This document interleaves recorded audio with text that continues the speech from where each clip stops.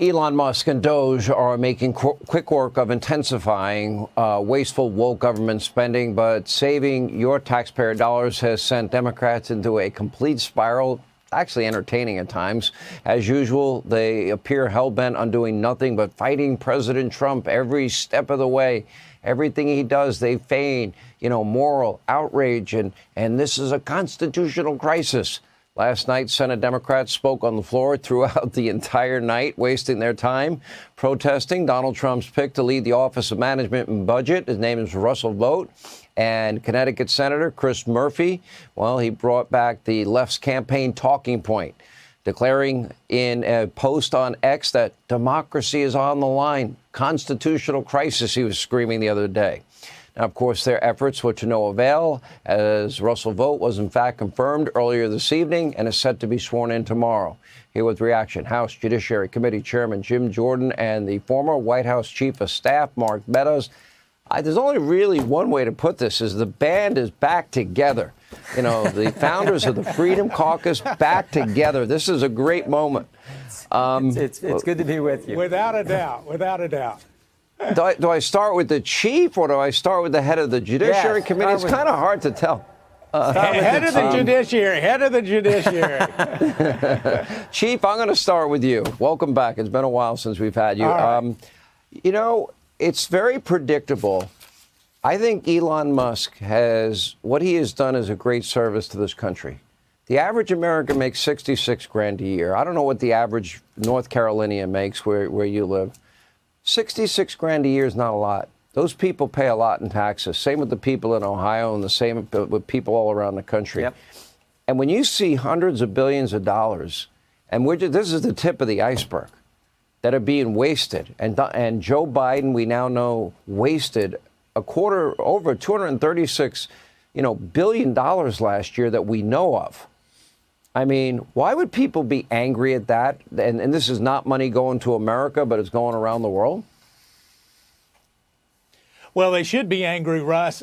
Russ Vogt is going to be able to help. You mentioned him getting confirmed. But listen, the only thing that's faster than an Elon Musk Tesla is Donald Trump and his team making sure that the American people are back in control. And what we're seeing here is that Donald Trump has instilled hope in America and fear in Washington, D.C. Wouldn't it have been better if those billions of dollars had been sent to Western North Carolina to actually rebuild instead of some DEI woke kind of trans deal in Ireland or across the country in Africa? It is just unbelievable what we've seen. But yet what we are seeing right now is President Trump putting his foot on the gas and going from 0 to 60 in 2 seconds. It's a great way to put it. I think Elon Musk, first of all, his personal accomplishments have benefited every human being on this earth. That's number one. Yep. He's going to rescue our astronauts. He helped the people in North Carolina, the people in Tennessee, the people in California, and he did it for free. And this is the thanks that this guy gets for transforming American communications, American automobiles, American space travel, and now he's trying to transform American government so we save taxpayers' money and we can live within our means. Right. And this is how he gets treated, Jim. Yeah. What's going on here is when you spend money on stupid things, you attack the guy who exposes it. That's exactly what Democrats are doing. The proponents of big government, the recipients of big government spending, they just as soon keep all that secret.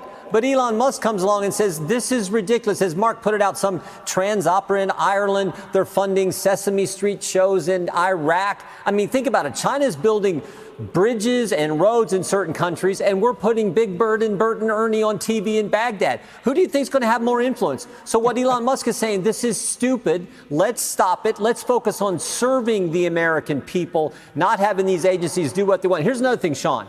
10,000 people work at USAID. 1,000 of those 10,000, over 10% of those individuals, 1 month after Hamas attacks our best friend, the state of Israel, 1 month later, those 1,000 people did an open letter calling for a ceasefire in Gaza. Are you kidding me? So, of course, we need to scale this agency back and get rid of some of those people who have that attitude and are saying those kind of things about our dear friend and ally, the state of Israel. You know, Mark Meadows, I really pride myself in doing a lot of research. And we spend a lot of time looking for waste, fraud, and abuse. I know Senator Joni Ernst had requested this information repeatedly, and they use obscure names to really hide where the money goes and what the money went for. When I grew up in New York, and thank God I don't live there anymore, we used to call that fraud. What do you call it? Well, I call it fraud, and that's even a nice name for it when you look at it, Sean. And you did do the research, and yet what we saw was the DOGE team goes in. They're actually looking through the checkbook and say, where is the money going? And you said it in your monologue. This is the tip of the iceberg. Wait until they start looking at all the grants that are coming out of HHS and the education department. I mean, it will blow the American people's minds. And why are we getting the big pushback from Chuck Schumer and Elizabeth Warren? They're afraid that the American people will finally start to see behind the curtain. And we can thank Donald Trump for that, because no one else would have had the courage to make sure that that happened. And thank Elon Musk for actually staying the course. And when everybody is out to basically demonize him, know that indeed it's an attack on the American people and an attack on this president.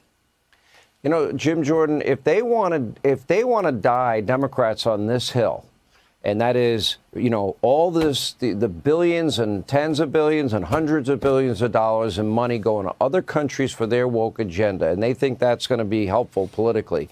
If they want to die on the hill of sanctuary cities and states and defend the terrorists, the murderers, rapists, cartels, and gangs, I'm perfectly fine with their stupidity. How about you?